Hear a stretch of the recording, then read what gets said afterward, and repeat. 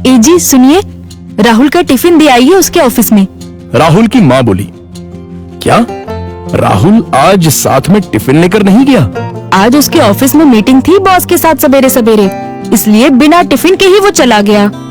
ठीक है, मैं दे आता हूँ। राहुल के पिता तैयार होने के लिए कमरे में चले गए। एक दिन पहले, माँ, मेरे दोस्त के पिताजी भी टीचर थे, उन्होंने देखो कैसे आलीशान बंगला खरीदा है, नहीं तो मेरे पापा, हम आज भी इस किराए के मकान में रहते हैं। राहुल गुस्से से बोला। राहुल, तुम्हें पता नहीं शायद, पर तुम्हारे पापा घर में सबसे बड़े थे, इसलिए 2 बहन और 2 भाइयों की शादी उन्हें ही करनी थी, और साथ में तुम्हारी पढ़ाई का खर्चा, और तुम्हारी बड़ी बहन की शादी भी तो थी। किसने किया ये सब? क्या फायदा इन सब का? उनके भाई बहन अब बंगले में रहते हैं। कभी उन्होंने सोचा है कि अपना भाई किराए के मकान में रहता है तो उसके लिए एक छोटा सा घर खरीद के दे दे? ये सुनकर माँ की आंखों में आंसू आ गए। उन्हें समझ नहीं आ रहा था कि जन्म दिया बेटा अपने बाप के बारे में ऐसी बातें कर रहा है। फिर माँ बोली, तुम्हारे पिता ने अपना कर्तव्य निभाया, अपने भाई बहनों से कभी किसी चीज की उम्मीद नहीं की। राहुल पागलों जैसा बोल रहा था। अच्छा वो ठीक है, पर पिताजी लड़कों की ट्यूशन लेते थे, उनसे अगर फीस लेते तो आज पिताजी पैसों की गद्दी पर सोते। आजकल के क्लास वाले देखो कैसे इंपोर्टेड गाड़ियों में घूमते हैं। लेकिन तुम्हारे पिता के कुछ उसूल थे, ज्ञान बांटने के, पैसे नहीं लेने के, इसलिए तो उन्हें ढेर सारे पुरस्कार भी मिले। पता भी है तुम्हें? ये सुनते ही राहुल जोर से चिल्लाया, क्या फायदा इन पुरस्कारों का? क्या उनसे हमारा मकान बनेगा? पड़े हैं धूल खाते उस कबाड़ खाने में, कोई नहीं पूछता है उनको। तभी दरवाजे की बेल बजती है। पिताजी ने अपनी बातें तो सुन नहीं ली ना। इस डर से राहुल का चेहरा उतर गया, लेकिन पिताजी किसी से बात किए बिना ही अपने कमरे में चले गए। ये था कल का झगड़ा, और आज मोहनलाल ने साइकिल को टिफिन लगाया और कड़ी धूप में राहुल के ऑफिस पहुंच गए। कड़ी धूप होने के कारण वो थक गए थे। ऑफिस पहुंचने पर उनको सिक्योरिटी गार्ड ने रोका। राहुल सर को टिफिन देना था, क्या मैं अंदर जा सकता हूं? मोहनलाल ने पूछा। अभी नहीं दे सकते, वो बॉस के साथ मीटिंग में है, जब मीटिंग खत्म होगी तब दे देना। चलो यहां से हटो, बॉस तुम्हें देखना नहीं चाहिए। अगर बॉस को दिख गए तो मेरी हालत खराब हो जाएगी, चलो जाओ उधर, गार्ड बोला। मोहनलाल कुछ ही दूरी पर धूप में खड़े रहे। मीटिंग 1 घंटे से ऊपर तक चली। उनके पैर में दर्द होने लगा। तभी ऑफिस के केबिन का दरवाजा खुलने की आवाज आई। बॉस के पीछे पीछे राहुल भी आया। धूप में खड़े हुए पिताजी को देखकर वो मचलाया। चलते चलते बॉस की नजर मोहनलाल पर पड़ गई। गाड़ी में बैठने की बजाय वो वहीं खड़े रहे। वो सामने धूप में कौन खड़ा है? उन्होंने गार्ड से पूछा। अपने राहुल साहब के पिता हैं, टिफिन देने आए थे, गार्ड डरते हुए बोला। बुलाओ उन्हें। राहुल घबरा गया, उसके पसीने छूट गए। उसे अपने पिता पर बहुत गुस्सा आया। गार्ड के बुलावे पर मोहनलाल अंदर आए।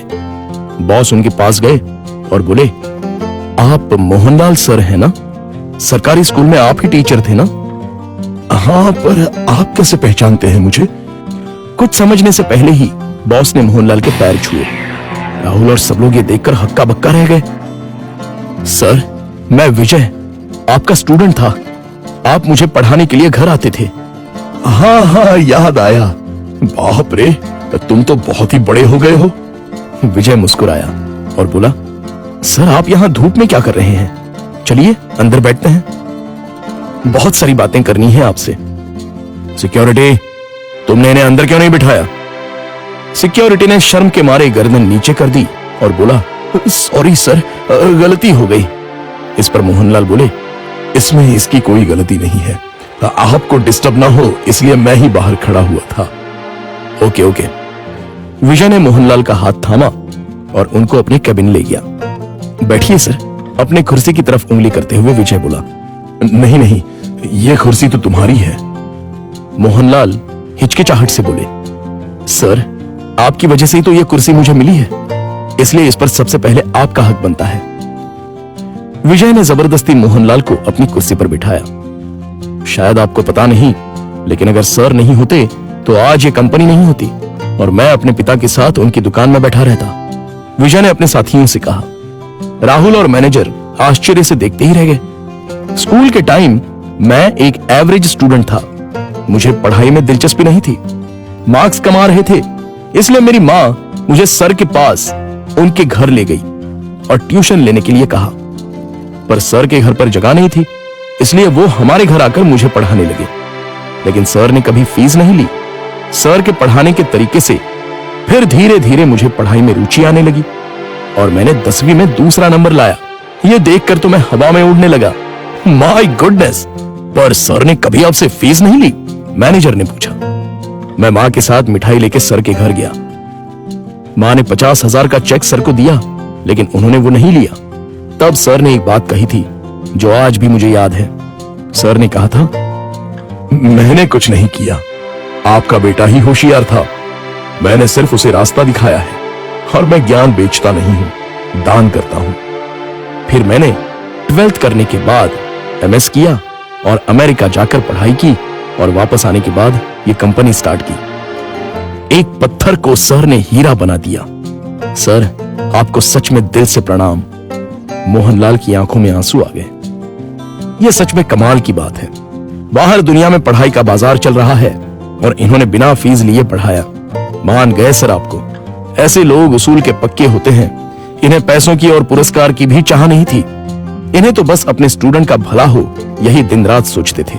सही कहा सर आपने। ऐसे लोग तो दुनिया में बहुत ही कम होते हैं। सर, क्या आज आप उसी किराए के मकान में रह रहे हो? मोहनलाल की जगह राहुल ने ही जवाब दिया।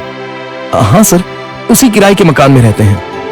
आज मैं अपने सर को गुरु दक्षिणा दूंगा। इस शहर में मेरे कुछ फ्लैट्स हैं, उसमें से एक फ्लैट मैं आपके नाम कर रहा हूं, विजय ने कहा। क्या? मोहनलाल और राहुल एक ही साथ बोले। इतनी बड़ी गुरु दक्षिणा मुझे नहीं चाहिए। मोहनलाल बोले, सर प्लीज ना मत कहिए। काम के चक्कर में मैं अपनी गुरु दक्षिणा देना भूल गया था। बहुत बहुत शुक्रिया सर। शुक्रिया मुझे नहीं, अपने पिता को कहो और मुझसे एक वादा करो कि तुम अपने पिता के अंतिम सांस तक उनके साथ रहोगे। हाँ सर, मैं वादा करता हूं। राहुल इमोशनल हो गया और उसकी आंखों से आंसू आ गए। तो दोस्तों, आपसे गुजारिश है कि कभी भी अपने पिता से यह मत पूछिए कि उन्होंने आपके लिए क्या किया और क्या कमाया है। जो कुछ कमाना है वो अपने दम पे कमाओ।